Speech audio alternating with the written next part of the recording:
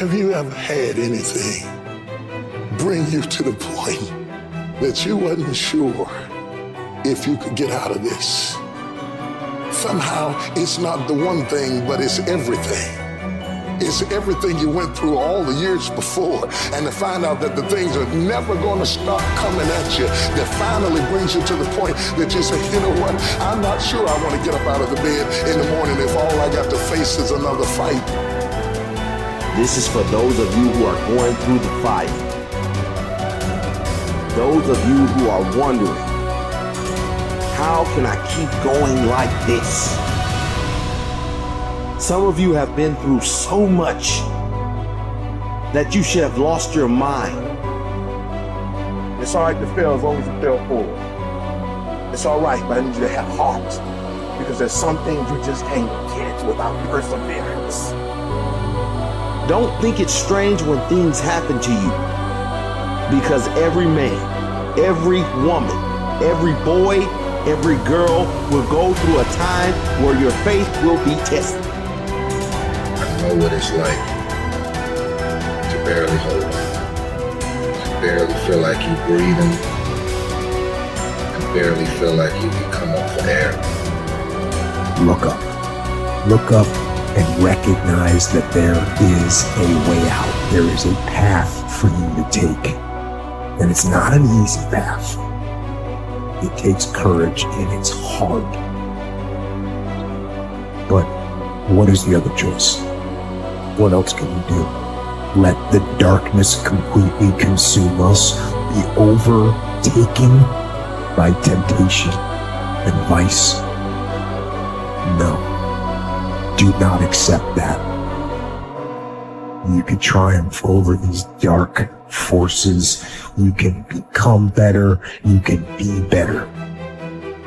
You got more than you think. You can do more than you think. You can go further than you think. You can have more than you think. And stop blaming somebody else over what you don't have. It's time for you to know what you got in your hand. Stand up for your dreams. Stand up for what you want in your life. Decide that your life is so meaningful to you, that you love you and you love life so much that you're going to stand up for what you believe in, because you can fall for anything. And so by being committed to everything that I started, I finished it. It built a certain type of spirit. It built a certain type of mentality. And so now I couldn't quit even if I wanted to. I couldn't stop even if I wanted to. I had too much sweat equity in my life and everything that I was doing. When it gets tough, I'm gonna press my way. When I get tired, I'm gonna press my way. When it's not convenient, I'm gonna press my way. When my heart is broken, I'm gonna press my way. When I'm rejected, I'm gonna press my way. When I'm broke, I'm gonna press my way. When I'm despaired, I'm gonna press my way. You would just believe that your day coming, that the sacrifices you are making today, they gonna pay off. But if you do not believe, it ain't gonna happen. So I need you to work on your faith. I need you to wake up every day and say, today ain't the day, but my day coming. And I will not give up until I get to that day. I will not stop. I will not give up. I will not give in until my day comes.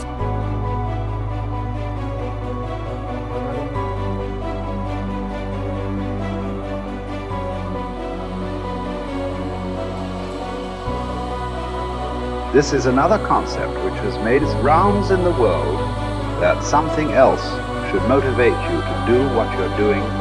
If what you are doing is significant enough, you don't need any other thing to motivate you. If what you are doing is truly significant to life, why do you need another motivation to make that happen? If you really understand and experience that what you are doing is truly important for every life around you, you don't need a motivation. Life just goes on. See, does your heartbeat need a motivation to keep it going? I'm asking you.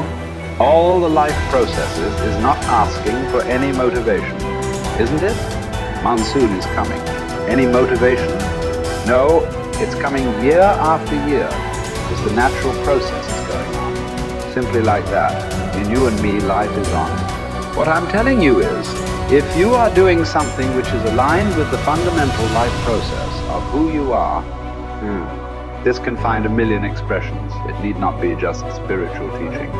It can find a million expressions that what you are doing is aligned with your fundamental life process. Then you will not need anything to motivate you. Simply, as a part of life, it will just happen. How much you do simply depends on how much time you invested on upgrading yourself. The problem with the world right now is people are always trying to upgrade their activity. If you upgrade your activity without upgrading yourself, you are bound to break up somewhere. It's like you went on a Formula One track because you want to be on a fast track, and you went with your Maruti 800. Suppose you hit the right kind of speed. All the four wheels will go in four different directions. It won't hold up. If you want to be in that kind of speed and that kind of track, you must prepare the machine. Upgradation of this one is important. If you upgrade yourself, activity will simply happen. Many people around me, many times think I'm superhuman because of the activity that I perform. This is not about being superhuman. If you explore the possibilities of being human, if you explore the possibilities of the immensity of being human, you will realize you don't have to be a superhuman. Being human itself is super. So you will not need any external drive or some other inspiration. The very process of life will do it. It turns out 95% of who we are by our midlife is a set of memorized behaviors, unconscious habits, hardwired thoughts and attitudes, conditioned emotions that are so familiar to us that it doesn't even feel like fear, or it doesn't feel like sadness. It's just who we are. It usually takes crisis or trauma or disease or diagnosis or your lowest point in your life where you're knocked to your knees. And for that moment, you actually have a view of yourself outside of yourself. You can see yourself from a different state. The facade, the whole illusion is over. And that's when a person really begins to think about what they've been thinking about. They begin to notice how they speak or how they act. And I think they begin to pay attention to those feelings on a more regular and conscious basis. And the word meditation, I looked this up because when I started my journey, I'm very scientifically minded. The word meditation, the symbol means to become familiar with. So then the first step to change, if you wanted to create a new life, you have to change. To change your personal reality, you have to change your personality. And the first step is consciousness or becoming aware. So the moment you become conscious of your unconscious thoughts, the moment you become aware of your automatic reflexive habits and your emotional reactions, the moment you can become so conscious of those unconscious states of mind and body that you don't go unconscious again, so familiar with those states.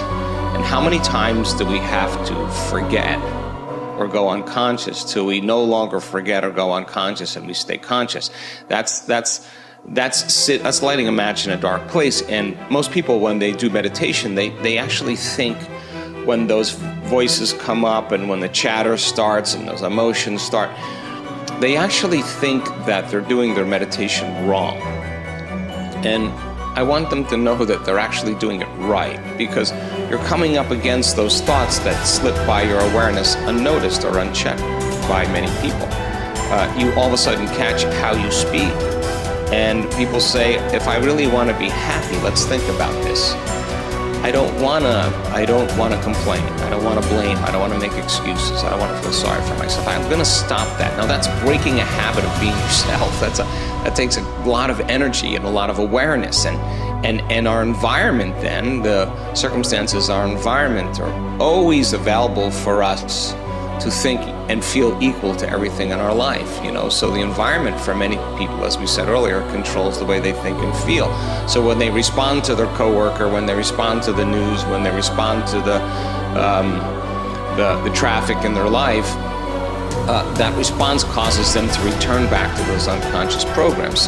But sitting in a meditation and really sitting in the fire and believing that there's something on the other side of that thought, believing that there's something on the other side of some behavior or some emotion that makes us feel a certain way. That's stepping into the unknown, and it takes us disconnecting from the environment. That's what meditation is about. Playing music or hearing nothing, or closing your eyes and not eating, not smelling, not tasting, not feeling with your body. You're putting your body away and you're not letting it be the mind or the program. You're making it sit still. You're training the animal, right?